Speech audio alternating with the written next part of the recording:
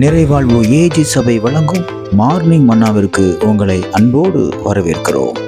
கர்த்தருடைய பரிசுத்த நாமம் மகிமைப்படுவதாக. இந்த நாளில் உங்களை சந்திப்பதிலே மிகுந்த சந்தோஷம். எனக்கு அன்பான தேவ பிள்ளைகளே, அநேக காரியங்கள் என்னுடைய வாழ்க்கையில தேவன் செய்யவில்லை என்ற நிறைய குறையோட கூட காணப்படுறீங்களா?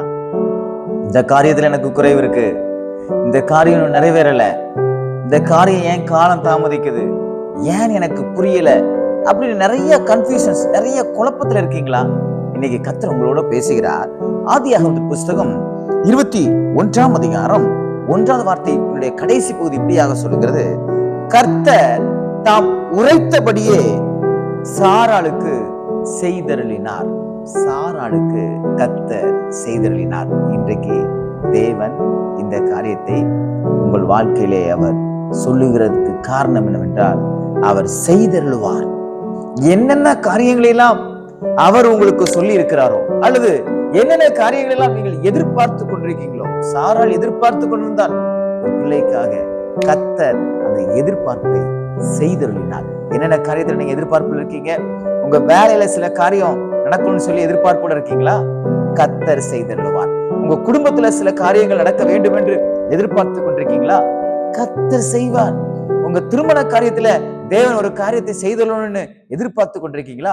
கர்த்தர் செய்தருளுவார். உங்களுடைய வீட்டுடைய காரியங்கள், அவன் வீடு கட்டுமான பணியா இருக்கட்டும், இடம் வாங்குறதா இருக்கட்டும், வீடு கட்டுறதா இருக்கட்டும், அதுல தேவன் எனக்கு ஏதாவது ஒரு காரியம் செய்ய வேண்டும் என்று எதிர்பார்த்து கொண்டிருக்கீங்களா? கர்த்தர் செய்தருளுவார். காரணம், சாராளுக்கு கர்த்தர் தாம் உரைத்தபடியே செய்தருளினார். உங்களுக்கும் அவர் செய்தருளுவார். எதிர்பார்ப்பு எல்லாருக்குள்ள ஒரு கேள்விக்குறி இருந்துச்சு. எதிர்பார்ப்பு என்ன தெரியுமா? மங்கி போயிடுச்சு. நம்பிக்கையற்ற ஒரு எதிர்பார்ப்பா மாறி போச்சு. இனி எங்கே நடக்க போகிறது? ஆனால் கர்த்தர் அங்கே நடத்தலினார். எங்கே நடைபெற முடியாது என்று சாராள் அவள் யோசித்துக் கொண்டிருந்தாலோ, எந்த கற்பத்திலே நடைபெறாது என்று அவள் எதிர்பார்த்து கொண்டிருந்தாலோ, அவள் யோசனையை கர்த்தர் மாற்றி போட்டு, எந்த கற்பத்திலே குழந்தை உண்டாகாது என்கிற ஒரு நம்பிக்கையற்ற நிலையில் இருந்தாலும் அந்த நம்பிக்கை கர்த்தர் மாற்றி போட்டு குழந்தை பாக்கியத்தை கொடுத்தார். என கண்பான தேவ பிள்ளைகளே, ஒருவேளை அது செத்த நிலைமையில் இருக்கலாம், உரு இல்லாமல் இருக்கலாம், அல்லது கரு இல்லாமல் இருக்கலாம், ஏதோ ஒன்று, எதுவுமே முடியாது என்று சொல்லியிருக்கலாம். கர்த்தர் சொல்லுகிறார், நான் அதை செய்தருளுவேன், சொன்னபடியே செய்தருளுவேன்.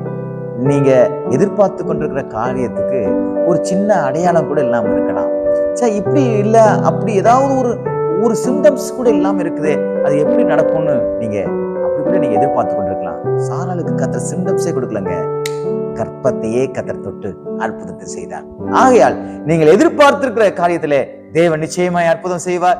இந்த நாள் ஒரு அற்புதத்தை தேவனிடத்திலிருந்து பெற்றுக்கொள்கிற நாளாய், தேவனிடத்திலிருந்து அவன் நன்மைகளை பெற்றுக்கொள்கிற நாளாக தேவன் மாற்றிக் கொடுப்பாராக. God bless you.